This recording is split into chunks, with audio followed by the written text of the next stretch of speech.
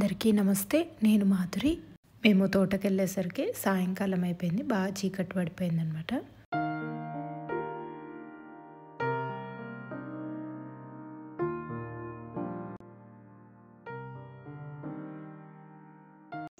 ఏం పేరు పెడదాం? నీ పేరు ఏం పేరు? ఏం పేరు?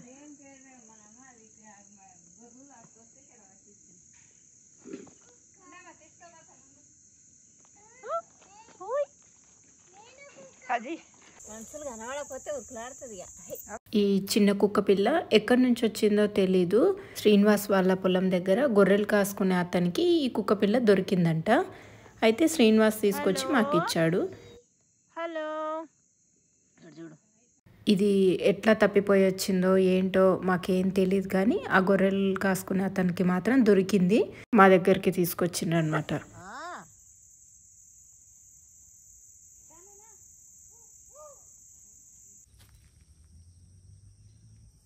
లాస్ట్ వీక్ వచ్చినప్పుడే ఈ ఉసిరి చెట్టు చుట్టూరా మొత్తం క్లీన్ చేయించాను.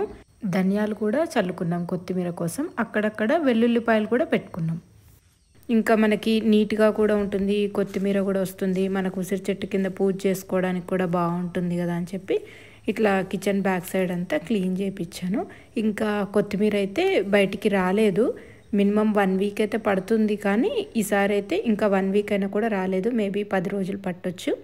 ఈ మొక్క కృష్ణపాదం మొక్క, మీకు ఇంతకుముందు కూడా చూపించాను. పాములు రాకుండా ఉండడం కోసమని వేసుకున్నాము. మేబీ ఇవి ఆకుల మీద ఇట్లా పాదం అచ్చులో ఉంటుంది కాబట్టి కృష్ణపాదం అని అంటారు అనుకుంటా. వీటికి చిన్న చిన్న పువ్వులు కూడా వస్తున్నాయి.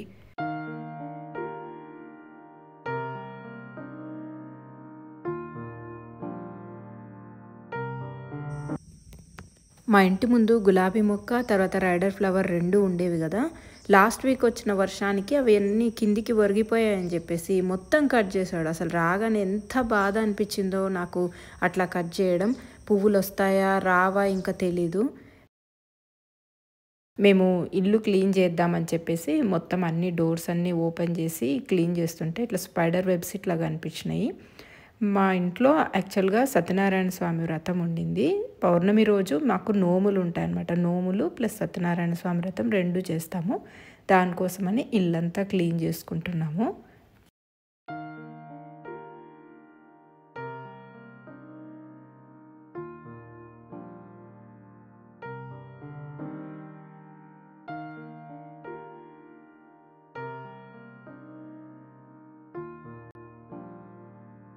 పూజకు ముందు ఇల్లంతా క్లీన్ చేసుకోవాలి కదా, అందుకోసమని మొత్తం అన్ని బెడ్రూమ్స్ అన్నీ క్లీన్ చేసినాం అనమాట. అసలు మేము వెళ్ళిన తర్వాత ఇల్లు మొత్తం మూసుకొనే ఉంటుంది అనమాట. అంటే డోర్స్ అన్నీ వేసుకొనే ఉంటాయి కదా. అయినా సరే ఎంత దుమ్ము ఉంటుందో చూడండి. ఈ బీరువా మీద ఒకసారి చూడండి ఎంత దుమ్ము ఉంటుందో. నేను వచ్చిన ప్రతిసారి క్లీన్ చేసే వెళ్తా. మళ్ళీ వచ్చే ఒక వారమో 10 రోజులకో మొత్తం మళ్ళీ ఫామ్ అయిపోయి ఉంటుంది డస్ట్ మొత్తం.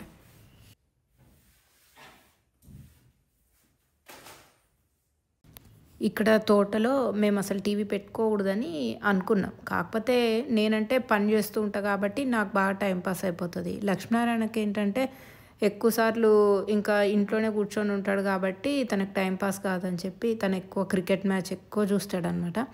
దానికోసమే టీవీ ఉండాలని అనుకున్నాను. ఈ టీవీ అస్సలు మాది కానే కాదు. మా తమ్ముడు యుఎస్ వెళ్ళక ముందు 2012లో తను తెచ్చుకున్నది అనమాట. ఆ తర్వాత మా అమ్మ వాళ్ళు ఒక 10 years వాడి ఆ తర్వాత మాకు ఇచ్చారనమాట. అయితే నేను ఇక్కడ కొంచెం మంచిగా నీట్గా పెట్టుకొని అరేంజ్ చేసుకుంటున్నా, ఫ్లవర్స్ ఏమైనా పెడదామని. ఈ ఫ్లవర్ వేజ్ వచ్చేసి నేను హోమ్ సెంటర్లో ఎక్కడో కొన్నాను అనుకుంటా.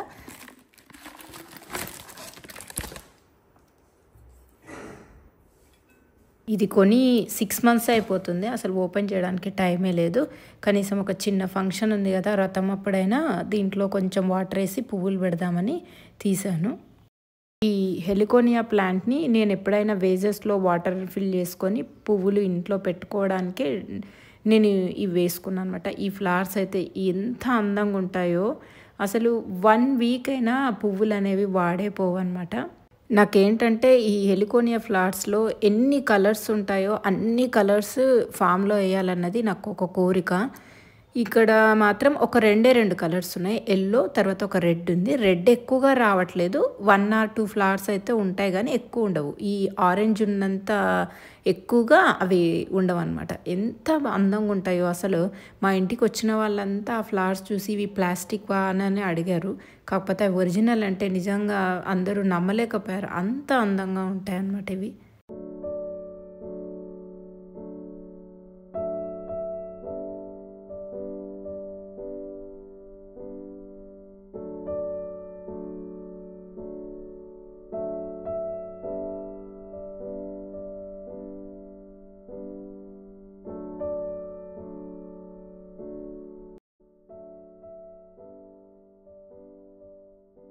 ఆరెంజ్ మధ్యలో రెడ్ పెడితే ఎంత అందంగా ఉంది కదా! ఆరెంజ్ అండ్ రెడ్ కాంబినేషన్‌లో.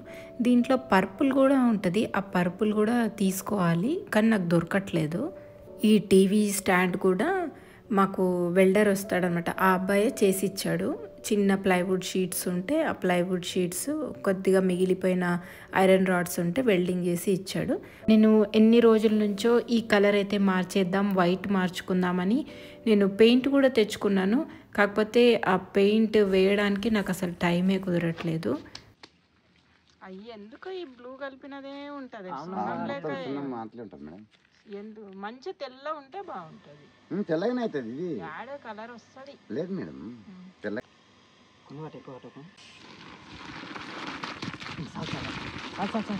నేను బెడ్రూమ్లో వైట్ కలర్ అంటే సున్నం వేయిద్దామని అనుకుంటున్నా. కానీ సున్నం కోసం అయితే మేము ఎంత తిరిగాము. ఇది సున్నమే, కాకపోతే ప్రతి దాంట్లో ఇట్లా బ్లూ యాడ్ చేసుకొని వస్తుంది.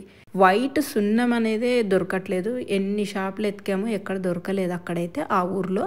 ఇంకా చివరికి ఈ పెయింటర్ వచ్చి ఇట్లా సున్నాన్ని ఇట్లా బ్రష్ తీసుకొని వేస్తున్నాడు. ఫస్ట్ అయితే ఒక చిన్న ప్యాచ్ అయితే వేసి చూద్దాము. బాగుంటే బెడ్రూమ్లు మాత్రమే వేసుకుందాము, వైట్ వాష్ చేసుకుందాము. మిగిలినదంతా యాజ్ ఇట్ ఈస్గా న్యాచురల్గా అట్లాగే వదిలేద్దామని అనుకున్నాము. కాకపోతే మాత్రం నాకు అస్సలు నచ్చలేదు. వేసిన తర్వాత దాని న్యాచురాలిటీ పోయిందనమాట. ఇవి మట్టి ఇటుకలతోటి మేము చేయించాము. ఈ ఇల్లు కట్టడానికి మేము పడ్డ కష్టం అంతా ఇంత కాదు. చూడ్డానికి ఇది చాలా సింపుల్గా అనిపించినా చాలా కష్టపడ్డాం అనమాట. ఎందుకంటే నార్మల్ ఇల్లు కట్టడం చాలా చాలా ఈజీ. ఈకో ఫ్రెండ్లీ ఇల్లు కట్టాలి, మట్టి ఇటుకలతో కట్టాలి అనే ఒక కొత్త కాన్సెప్ట్తో వస్తే మాత్రం చాలా కష్టం. ఎందుకంటే మనకు వర్కర్స్ లేరు.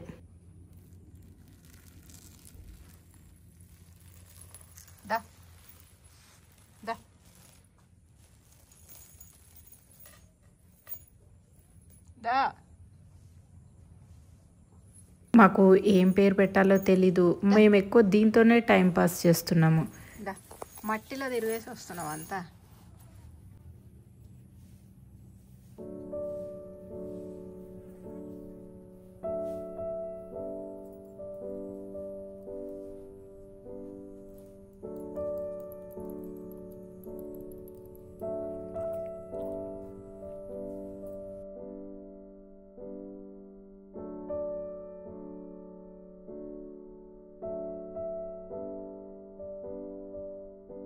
మాకు ఇటువంటి పెట్స్ అయితే ఎప్పుడు అలవాట్లేదు. మేము చిన్నగా ఉన్నప్పుడు మా అమ్మ ఒక డాగ్ని పెంచేది. అది స్ట్రే డాగే అనమాట. కాకపోతే ఎప్పుడు ఇట్లా బ్రీడ్ డాగ్స్ అయితే మేమేం పెంచుకోలేదు. స్ట్రే డాగ్స్కి బ్రీడ్ డాగ్స్కి నాకు డిఫరెన్స్ ఇప్పుడే తెలిసింది. మధ్యాహ్నం పప్పు చేయడానికి ఆకుకూర తీసుకెళ్దామని వచ్చాను. అక్కడక్కడ పాలకూర సీడ్స్ పడి పాలకూర కూడా వచ్చింది. పాలకూర తీసుకెళ్దామని వచ్చాను. ఈసారి పడ్డ వర్షాలకు బంతి అయితే మాత్రం అస్సలు బాగా రాలేదు. అసలు ఆకులు కూడా మాడిపోయాయి అన్నమాట. ఏదైనా మనం నిప్పు అంటిస్తే ఎట్లా మాడిపోతుంది ఆకంతా, అట్లా అయిపోయింది నల్ల రంగులోకి. వర్షాలు ఎక్కువ అవడం వల్ల మేబీ అది కుళ్ళిపోతుందో ఏమో తెలియదు కానీ బంతిపూలు మొత్తం పాడయ్యాయి. మిర్చి మధ్యలోనే మేము లైవ్ మల్చింగ్గా ఉండడానికి కొత్తిమీర వేసుకున్నాం. ఆ కొత్తిమీరతో పాటు అక్కడక్కడ పాలకూర కూడా పడి పాలకూర కూడా వచ్చింది. మిర్చి ఇప్పుడిప్పుడే రావడం స్టార్ట్ అయ్యాయి అన్నమాట, పచ్చిమిర్చి. మళ్ళీ ఇప్పుడు ఒక చిన్న మడుల్లాగా చేసుకుంటాం కదా, ఆ మడుల పైనేమో రాడిష్ పెట్టుకున్నాం. రాడిష్ కూడా వస్తుంది. కూరగాయలు, కంది ఇవన్నీ వేసుకుంటాం కదా! మాకు ఎక్కువగా పొలం లేదు. అందుకోసమని ఉన్న స్థలంలోనే మేము ఎక్కువ రకాలు వేసుకోవాలి కాబట్టి ఇంగిట్లా వేసుకున్నాం. మీకు ఇక్కడ కనిపిస్తున్నవి ఆవాలు. ఆవాల పూలు ఎంత బావుంటాయి కదా! మేమివి వాంటెడ్‌గా ఏమి వేసుకోలేదు. జస్ట్ ఆ ధనియాల మధ్యలోనే ఉండినట్టున్నాయి. అట్లా వేస్తే వచ్చినాయి.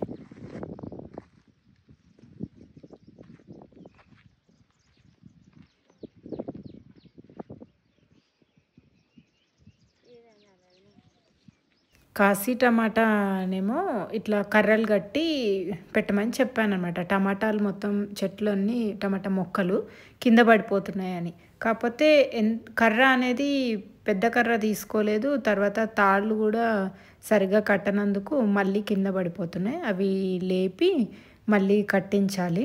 వర్షాలకో ఏమో తెలీదు కానీ కాశీ టమాటా మొత్తం పుచ్చులే వస్తున్నాయి. ఇక్కడ మీకు కనిపిస్తున్నవంతా తోటకూర. అంటే గడ్డి కూడా ఉంది మధ్యలో. ఈ తోటకూర మేము లాస్ట్ ఇయర్ ఇక్కడే వేసుకున్నాం కదా! దాని విత్తనాలు పడిపోయి ఎక్కడ పడితే అక్కడ తోటకూర మొలిసిందనమాట. అయితే అసలు మనము మంచిగా వాంటెడ్‌గా వేస్తే ఏవి సరిగ్గా రావు. కాకపోతే అవంతకవే విత్తనాలు పడి మొలిసినవి మాత్రం చాలా బావుంటున్నాయి. టేస్ట్ కూడా బావుంటున్నాయి అసలు. మనం వేసిన దానికంటే కూడా అవంతగా వచ్చినవి మాత్రం రుచిలో మాత్రం చాలా తేడా ఉంది. నేను అది మాత్రం అబ్జర్వ్ చేశాను. చూడండి ఎక్కడ పడితే అక్కడ తోటకూర. ఇది అసలే నాటు తోటకూర అనమాట. ఇవి సీడ్స్ కూడా బ్లాక్ కలర్‌లో ఉంటాయి. నాటు తోటకూర చాలా టేస్ట్ ఉంటది. తొందరగా కూడా ఉడికిపోతదనమాట. కాకపోతే ఎక్కువ క్వాంటిటీ కావాల్సొస్తది మనకు.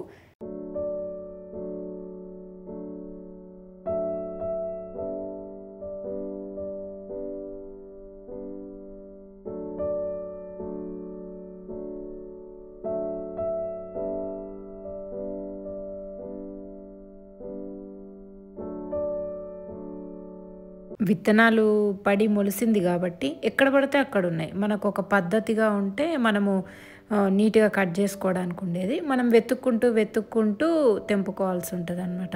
ఒక 2 వారాల ముందు వచ్చినప్పుడు క్యారెట్, బీట్రూట్ కూడా వేసుకున్నాం కదా! నాకు లెఫ్ట్ సైడ్‌లో ఉన్నదంతా క్యారెట్, బీట్రూట్ వేసుకున్నాము. చిన్నగా మొలకలు రావడం అయితే స్టార్ట్ అయింది క్యారెట్, బీట్రూట్ కూడా. ఎట్లా వస్తుందో చూడాలి. నేను క్యారెట్ అయితే ఇదే ఫస్ట్ సారి. ఇంతకుముందు అక్కడక్కడ ఒక్కొక్క సీడ్ లాగా నాటాను కానీ ఇట్లా వెదజల్లుకోవడం అయితే మొదటిసారి. చూడాలి. ఎక్స్పెరిమెంట్ అయితే చేస్తున్నాము. మనకు బయట దొరికే తోటకూర ఎట్లా ఉంటుంది అంటే సన్నగా కాడలు ఉంటాయి. తర్వాత ఆకు ఉంటుంది కదా! అవి అసలు కాడలు చూడడానికి సన్నగా ఉంటాయి కానీ ముదిరిపోయే ఉంటాయి. టేస్ట్‌లెస్ అసలు వీటి ముందు అవి. ఇదిగోండి క్యారెట్స్. ఇవన్నీ కూడా సన్న గడ్డి మాదిరే కనిపిస్తున్నాయి కదా! ఇవి క్యారెట్స్ అనమాట. క్యారెట్, బీట్రూట్ పండించాలంటే భూమి మంచి భూమి అయి ఉండాలన్నమాట. కాకపోతే మాది ఇసుక భూమి. ఇదిగోండి ఇక్కడ బీన్స్ పెట్టుకున్నాము. చిన్న క్యారెట్, బీట్రూట్ వేసుకుంటాం కదా! ఆ మడి ఇట్లా పైన బోదెల పైన బీన్స్ పెట్టుకున్నాము.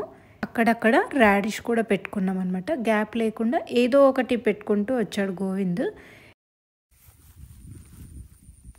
వడ్లయితే రెడీ అవుతున్నాయి. మేబీ ఈ మంత్ ఎండింగ్ అంతా వడ్లు కూడా వస్తాయని అనుకుంటున్నా. మేము యాక్చువల్గా జూలైలోనే నాటు కూడా పెట్టేసుకున్నాం. ఇక్కడ అందరూ ఆగస్ట్లో పెట్టుకున్నారు. మేమేమో దేశవాళీ రకం వేసాం కాబట్టి మాకు ఒక 20 to 25 days లేట్గానే వస్తుంది.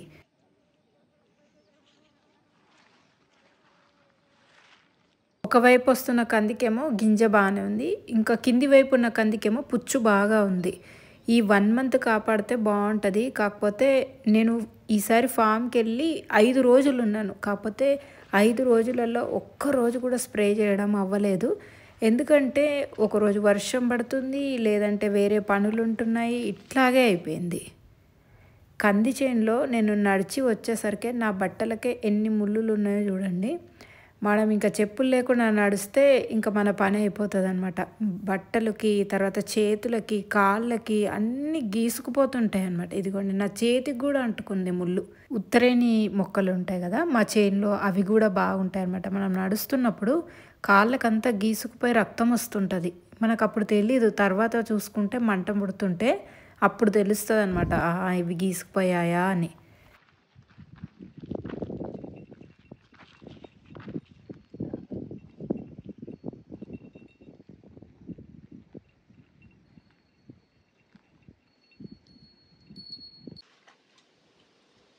ఈ తోటకూర కంప్లీట్గా వర్షాధారంగా పెరిగినది కదా, మట్టి ఎక్కువగా ఉంటుంది అన్నమాట. వర్షం చినుకులు పడ్డప్పుడు మట్టి పైకి చిందుతుంది కదా, ఆ మట్టి మొత్తం ఉంటుంది కాబట్టి చాలాసార్లు కడగాల్సి వచ్చింది తోటకూరని.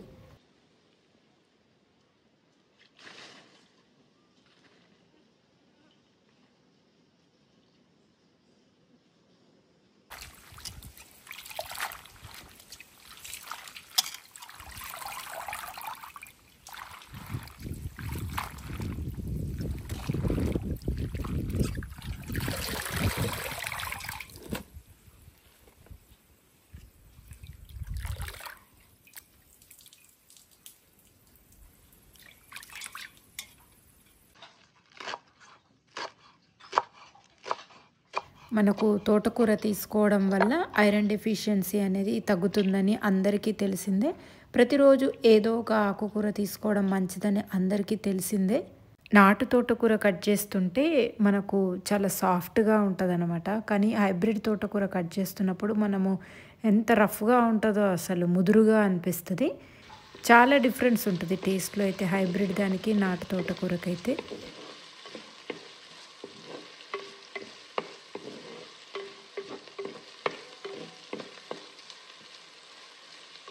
ఫామ్కి వచ్చే ముందు అనుకొని వస్తామన్నమాట, ఏమేమో పనులు చేయాలి, అన్నీ అయిపోవాలని. కాకపోతే అక్కడ ఉన్నప్పుడు మాత్రం అసలు ఒక్క పని అవ్వదు.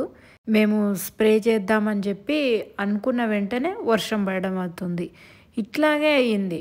ఆ కొద్దిసేపు మేము అనుకున్నప్పుడు వర్షం పడుతుంది, ఆ తర్వాత మామూలు అయిపోతుంది. మధ్యాహ్నం పూటనేమో స్ప్రే చేయలేము, ఇంకా అట్లాగే అయింది. నేను తోటకూర ఈ కుండ నిండా పెడితే ఇంత కొంచెం అయింది చూడండి. చాలా లేతగా ఉంటుంది, చాలా బాగుంటుంది తోటకూర మాత్రం.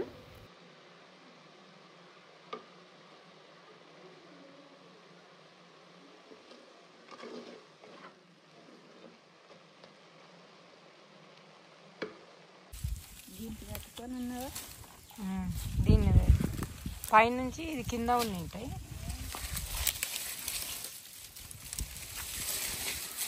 మేము ఇక్కడికి రావడానికన్నా ముందు ఒక 2 రోజుల ముందు చాలా పెద్ద వర్షం పడింది. ఆ వర్షానికి ఈ కొబ్బరి బొండాలు కూడా కింద పడిపోయినాయి. పెద్ద కొబ్బరి బొండాలే పడిపోయినాయి, చిన్నవేం పెద్ద డ్యామేజ్ అవ్వలేదు. ఇవి కూడా ఒక కొబ్బరి మట్ట కింద ఉన్నట్టున్నాయి. ఆ కొబ్బరి మట్ట పడిపోవడం వల్ల ఇవి కూడా 2 కింద పడిపోయినాయి. దానిపైన ఉన్నవన్నీ బాగానే ఉన్నాయి. ప్యాషన్ ఫ్రూట్ కూడా పడిపోయింది. కింద పడిన ప్యాషన్ ఫ్రూట్ తింటేనే టేస్ట్ ఉంటుంది. పైనుంచి తెంపుకొని తిన్నవేమో పుల్లగా ఉంటున్నాయి బాగా.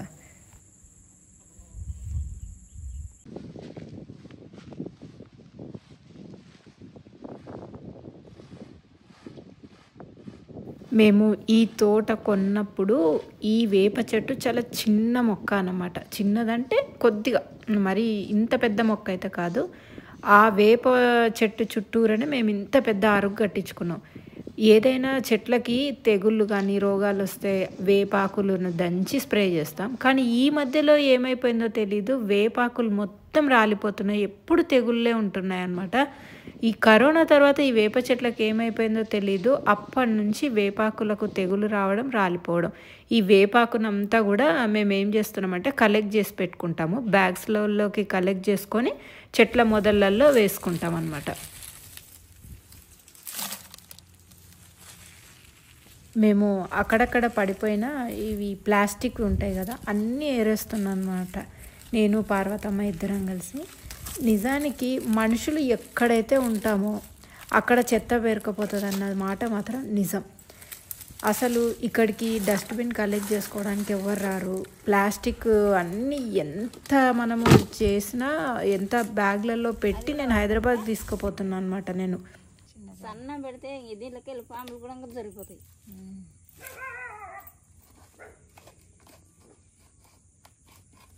మనము ఇంటికి కన్స్ట్రక్షన్ కోసం అని చెప్పి ఏదో ఒక మెటీరియల్ తెస్తాం కదా, ప్రతి మెటీరియల్ కవర్లోనే వస్తుంది అన్నమాట. దానికి సీల్డ్, వాళ్ళ బ్రాండ్ పేరు అవనివ్వండి, ఏదైనా సరే ప్లాస్టిక్తోనే వస్తుంది అన్నమాట. ప్లాస్టిక్ని ఎంత వద్దనుకుంటున్నా అది మన దగ్గరకు వచ్చి పడుతుంది.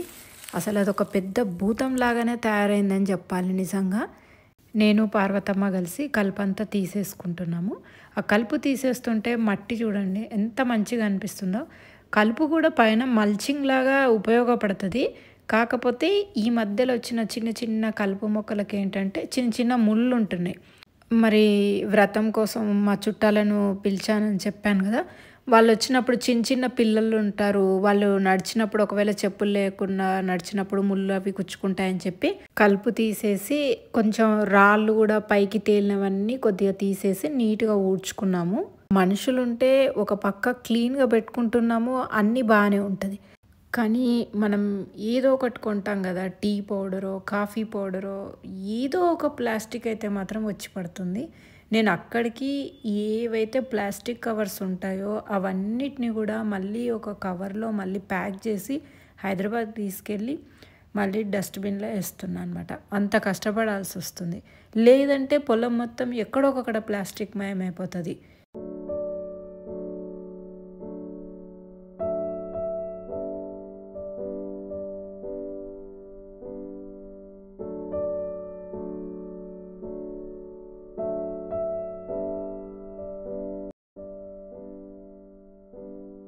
నెక్స్ట్ డే మార్నింగ్ మేమందరము గారెలు చేస్తున్నాం అనమాట. మాకు నోములు ఉంటాయి. ఆ నోములకు మేము ఖచ్చితంగా గారెలతోనే మాకు నోములు ఉంటాయి అన్నమాట. అంటే 21 గారెలు చాటలో పెట్టి నోములు ఉంటాయి అన్నమాట.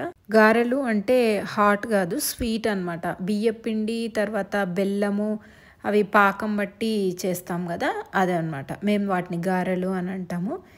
అందరం కలిసి చేస్తున్నాము. నేను మా అక్క గారెలు తడుతుంటే పార్వతమ్మ కాలుస్తుంది. మా అక్క అంటే మా హస్బెండ్ వాళ్ళ బ్రదర్ వైఫ్ అనమాట, మా కో సిస్టర్. మేము ఏదైనా సరే కలిసే చేసుకుంటాము. అంటే నోములు కానీ వ్రతం కానీ ఏదైనా కలిసే చేసుకుంటాం. విడివిడిగా అట్లా ఏం చేసుకోము. ఏదైనా కానీ ఏమో మాకు అట్లా అలవాటైపోయింది. మా హస్బెండ్కి ఏంటంటే ఎప్పుడు చుట్టాలు ఉండాలి అన్నట్లు అనమాట. సో నాకు కూడా బాగా అలవాటైపోయింది. ఏ పని చేసుకున్నా, వంట చేసుకున్నా అందరం కలిసే చేసుకుంటాం కాబట్టి మాకు పెద్దగా పని చేయడం పెద్ద రిస్క్ అని అనిపడదు.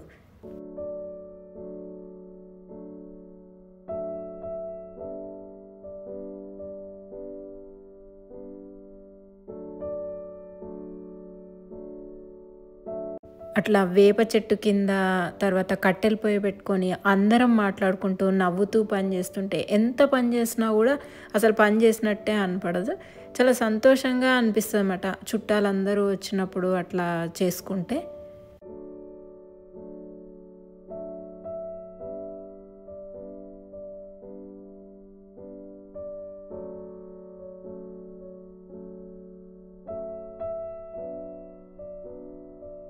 నేను మా అక్క కలిసి కూరగాయలు తెద్దామని చెప్పి ఊర్లోకి వెళ్ళామన్నమాట. నడుచుకుంటూ వెళ్ళాం. నేను మొట్టమొదటిసారి నడుచుకుంటూ ఊర్లోకి వెళ్ళడం.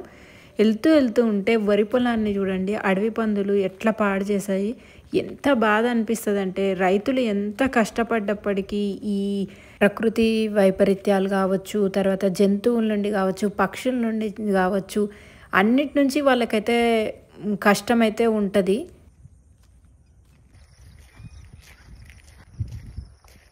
మేము కూరగాయలు తీసుకొని వచ్చేసరికి సాయంకాలం అయిపోయింది.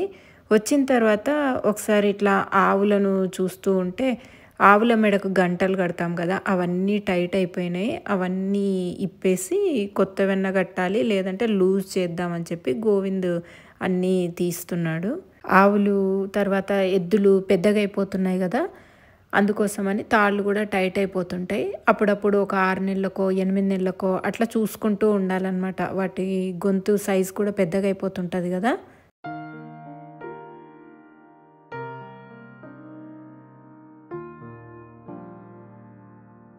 మళ్ళీ నా నెక్స్ట్ వీడియోలో కలుద్దాం. అంతవరకు సెలవు.